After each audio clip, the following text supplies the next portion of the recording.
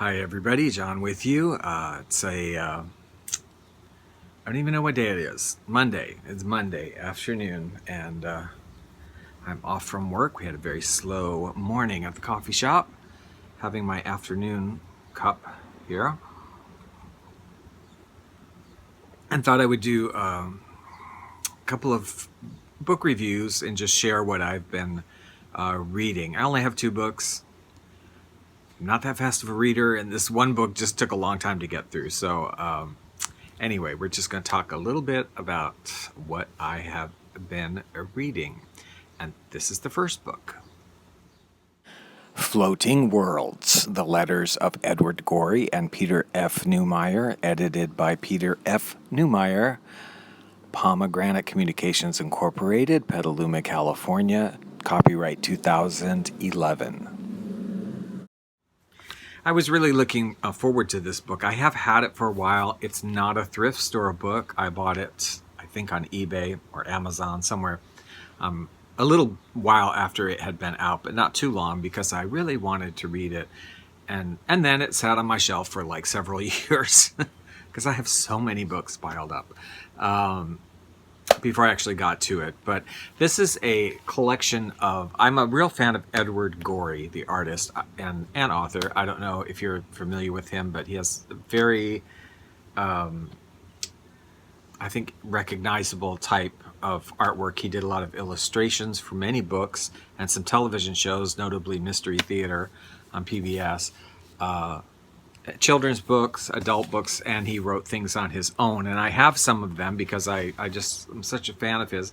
I have all 3 editions of the Amphigory. There were like 3 of them. So you might recognize from his illustrations who we're talking about here. But they're tend to be sort of very weird and odd and kind of sometimes depressing, very strange things. Like he'll do an alphabet about ways that children died, and one of them, like, A is for the apple that choked little Adam, B is for whatever. And there's sort of like depressing and weird stories and weird artwork, and I'm a real fan of Edward Gorey's work. Like I said, I do have several. I even got a couple years ago, there were some Christmas cards that somebody did of Edward Gorey. Actually, they're 2 different sets because I got both of Christmas cards. So you can imagine, one of them was like sort of Victorian looking people, skating on the ice. There's a hole in the ice and they're dumping fruitcake into it, and it just says fruitcake. And they're just dumping the fruitcake into the ice as they skate by. Anyway, I love him. And he's kind of a very odd sense of humor too. So this book actually is a book of letters. I love letters. I love writing letters. I love reading letters. Letters and diaries and journals. I love to read other people's people's accounts. So this I was very curious to see. These 2 guys, Peter Neumeyer was a author, and they worked together on 3 children's books in the late 60s. They worked together. Peter wrote it, Edward Gorey illustrated it. And during that time period, they just felt like they had a lot in common, became very close, and they started a correspondence that lasted for about 1.5 years only, the time period that they were working on those 3 books. And then it stopped, basically. And not to say they fell out of touch completely, but they didn't write as much as they were. I mean, they were writing letters back and forth constantly during this 1.5 years, and about personal things, not just the books, but all sorts of things that were going on in their life and things they were reading. They exchanged a lot of books back and forth between each other. They had a lot of common interests as far as authors and subject matter, and so they were sending books back and forth to each other. But as you can imagine, getting a letter from Edward Gorey is quite an amazing thing, because he would often illustrate the envelopes and the letters as well, but most especially a lot of the envelopes. He would illustrate them. Just a fascinating person. He used to, I guess he stopped doing it close to the end of his life, but for a majority of his life, he also dressed very strangely too. Like apparently he would wear full length fur coats, walk around everywhere with these gigantic coats on. He sort of looked sort of like the people in his illustrations who were just very, eclectic people. So the letters, this book actually took me much longer to get through than I thought, because I was enjoying the reading. But there's so much personal stuff and so many things that doesn't really have to do with anything. It's just fun to read the banter back and forth between them. And they would visit each other's family. Well, Edward Gorey lived alone, never married. Peter had a family, but they would visit, back and forth during this time period also, and actually, became friends. So I think if you're not interested in Edward Gorey, I don't think you would find this book interesting because it is so much his style, and he's almost like a caricature of someone himself, which he does say. But I kind of appreciate that in somebody who has a certain image and they sort of go with it. Yeah. It wouldn't make much sense to just read segments out of this, but he also goes to see a lot of Broadway or a lot of plays because he's living in New York City, Edward, and he goes to the theater and he goes to see films a lot. So he'll write about those as well and his impressions of different films and things that were productions, some opera stuff that was going on at the time. But mainly, like I said, I got this because Edward Gorey himself. So I enjoyed reading it. It took me quite a while to get through it for some reason. It's a beautiful book and it's extremely thick paper. I don't know that you can see it, but it's way thicker than a normal book would be. Glossy, very thick paper. I intended when I got this, I assumed that I would hang on to it. It wouldn't be something I would give away, but actually I think I am going to give it away. Because it is great and I loved it, and there's illustrations in it, but not so many or so much. I don't know. I look at Edward Gorey art and art books, coffee table art books, quite a bit, and look at them and enjoy the art and listen to music at the same time. I do that a lot, but this one doesn't have as much art in it, and I did want to read the letters and I'm glad I did, but I don't really feel like I need to hang on to this. So I will either, I could sell it on eBay. I know I could sell it. I don't know, do I really want to? Like, I might just take it down to the coffee shop where I work because we have a book exchange there, and I might just take it there. So that's Floating Worlds. Inamorata by Joseph Gangemi. Viking, published by the Penguin Group, New York, New York, copyright 2004.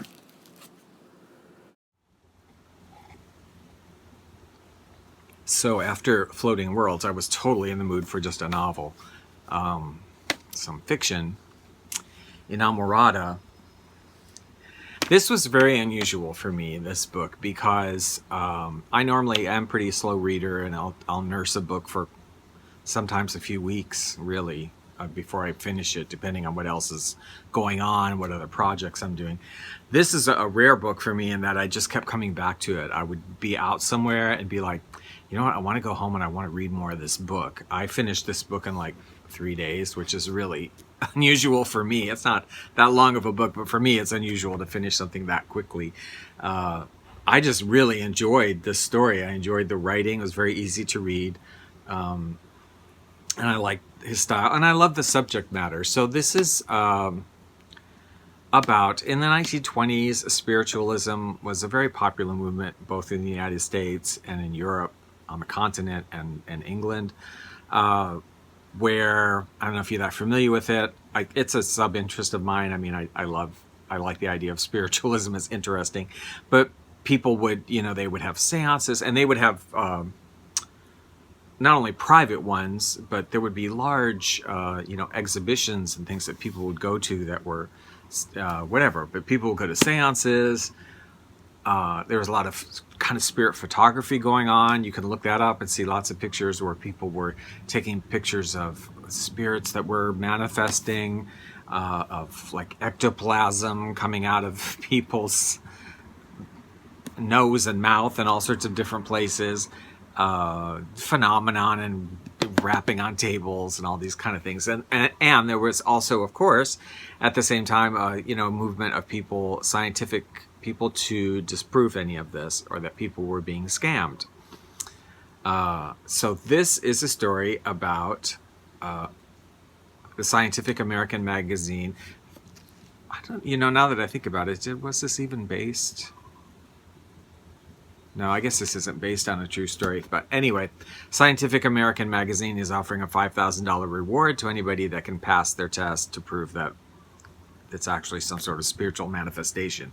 And one of the people that comes forward is a woman named Mina Crawley, who contacts a particular spirit, her deceased brother.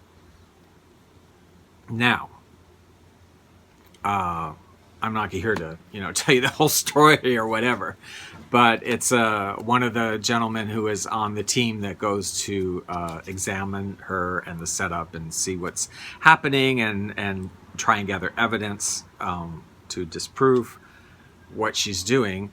Falls in love with her. You can figure that out pretty early on. That's going to be happening. Kind of falls in love with her. She is married. So it is like a kind of a story of a romantic interest, and it's also very much the story of this him trying to disprove her, even though he is interested in her or feels something for her, trying to establish different things that might prove how she's faking this. And that's kind of what's interesting, is the development of that and what you eventually come to learn and come to understand. Even though I would say you kind of leave without a completely full understanding, you still like get, okay, like, yeah, okay. So, satisfying book. I liked it. I got it at the Book Off, where it was $1. All books are $1, so $1 well spent. And I'll take this one down to the coffee shop, and somebody will enjoy this one, I'm sure. But I really liked it. I love spiritualism. I'm very interested in it. I wish that we still had, like what they did have in the 20s and into the 30s, the Theosophical Society, which does still exist, but it's not like it was. The Theosophical Society, and there were spiritualist churches where people would have, regularly have seances and channel spirits and all that. And I know, it's fascinating to me. Like, I would love it. I don't believe it in the sense that, I don't know, we could have a discussion about that, because I my beliefs are kind of like, whatever, I don't know. But I don't, necessarily think I do think there are entities. I think they very well may not be who they are presenting themselves to be. Whether that's humongously malevolent or they like to play around with you, is up for debate. Whatever, but I know I have a good friend, we were talking about this book, and he's very afraid of stuff like that, and he's brought up Catholic. Not particularly Catholic now, but brought up that way. And he's very like, ooh, you start talking about Ouija boards or spirits, and it's like he's out of there. Like, he's really afraid of it, which is fine. I respect that. I'm the opposite. I'm like, oh, it's so intriguing. I'm like, tell me more. And I am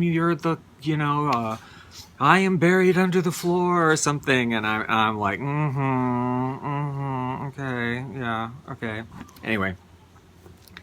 That's Inamorata. So I hope you have a good week. That's all I've read lately, so I'm not sure what I'm going to start with next, but we shall see. Hope you're having a good week, and we will talk to you next time. And if you've read any of these, let me know, or if they're interesting to you. Thanks.